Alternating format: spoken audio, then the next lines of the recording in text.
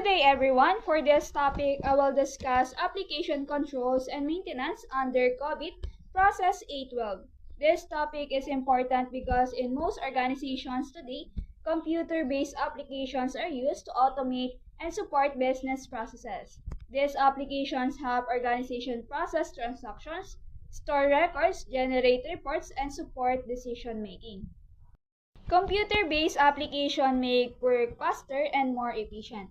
But unlike manual systems where errors usually happen one at a time, automated system can produce errors in very large volumes. In a manual system, one mistake may affect only one transaction. But in an automated environment, a small error in a program or data input can multiply quickly and affect thousands of records. Because of this, organizations need proper controls to prevent, detect, and correct errors. Also, maintenance of applications should not be random. It must remain consistent with the organization's business goals and IT strategy so that the application continues to meet operational needs over time. Now, let us discuss the major application risks. First is weak security. It is often caused by a lack of end-user awareness. Even if the system has technical controls, users may still expose the system to threats if they do not understand proper security practices. Second is unauthorized access. Application must enforce different levels of authorizations. If access is not properly restricted, unauthorized users may view, modify, or delete important data. Third is unauthorized remote access. So remote access can create security risks if not properly controlled. In older systems, modem access has one example. In general, the safest approach is to eliminate unnecessary remote access whenever possible. Fourth one is inaccurate information.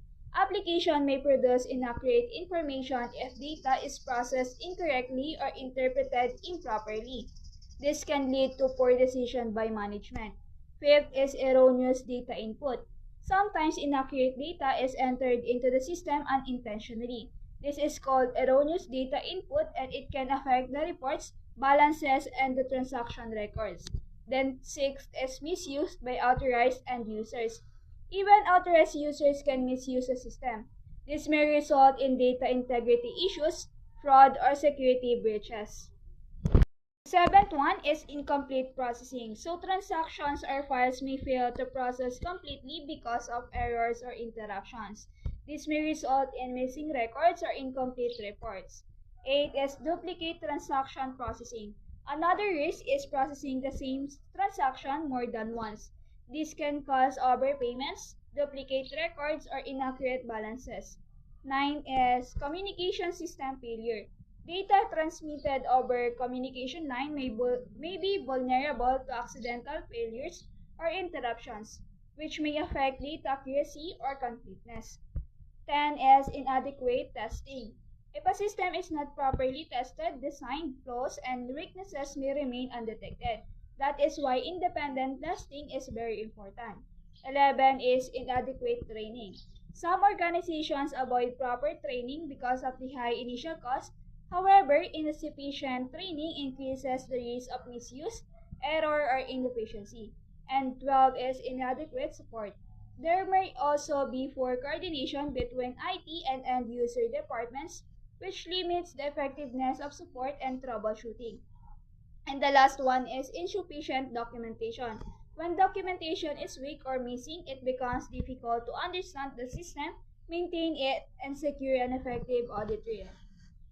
Another important area is end-user computing or EUC. EUC involves the use of department-developed spreadsheets, databases, and small applications created by end users instead of central IT. Examples include Excel files used for computations, department databases, small reporting tools created by staff.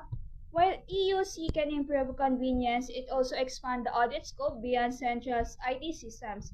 Risks associated with it is inefficient use of resources, absence of separation of duties, incompatible systems, unauthorized access to data or programs, redundant systems, copyright violations, ineffective implementation, and lack of backup and recovery options.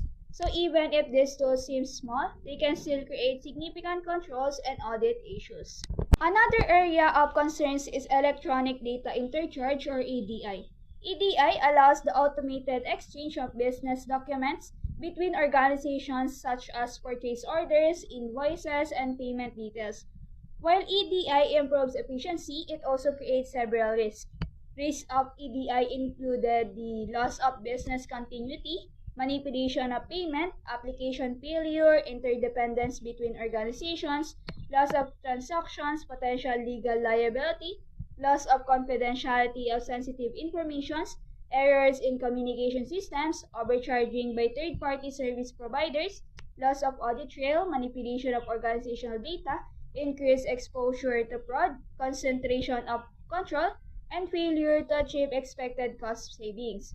This means EDI systems should be carefully controlled because they involve not only internal operations but also external business relationship. Now let us move to the heart of this topic, which is application controls. Application controls are designed to ensure the accuracy and completeness of transactions. They may be manual or automated techniques used to control the input, processing, and output of information in an application. There are three main types of application controls. First is input controls. It ensures that the data entered into the system is authentic, accurate, complete, and timely. Second is processing controls. Processing controls are used to ensure that data is not added, lost, or altered during processing. These controls help maintain the reliability of system processing, whether in batch processing or online processing. Then third is output controls. It ensures the integrity and correct distribution of process informations. Many organizations today use web-based applications. This system commonly use technologies such as Ajax, Flash, HTML5, and web browsers on the client side. A major advantage of this is that they eliminate the need for thick client-side applications, which reduces installation, management, and maintenance costs.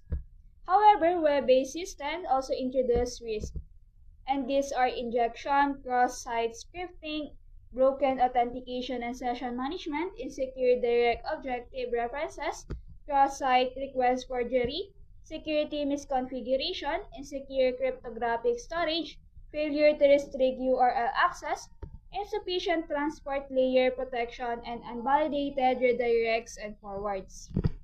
Now let us discuss documentation requirements. So documentation is essential because it ensures the maintainability of the system, minimizes the likelihood of errors, and provides maintenance programmers with information for effective analysis of changes and troubleshootings. Also, they define standards. These are written description of procedures and instruction for personnel. This includes visual aids, processing logic, and internal code documentations. Applications also go through a software lifecycle. This includes four major phases. First is development, second is acquisition, third is implementation, and fourth is maintenance. Among these phases, maintenance is especially important because once a system is already in use, it must continue to be updated, corrected, and improved. Application maintenance is a very important phase in the system development cycle. There are three main types of it.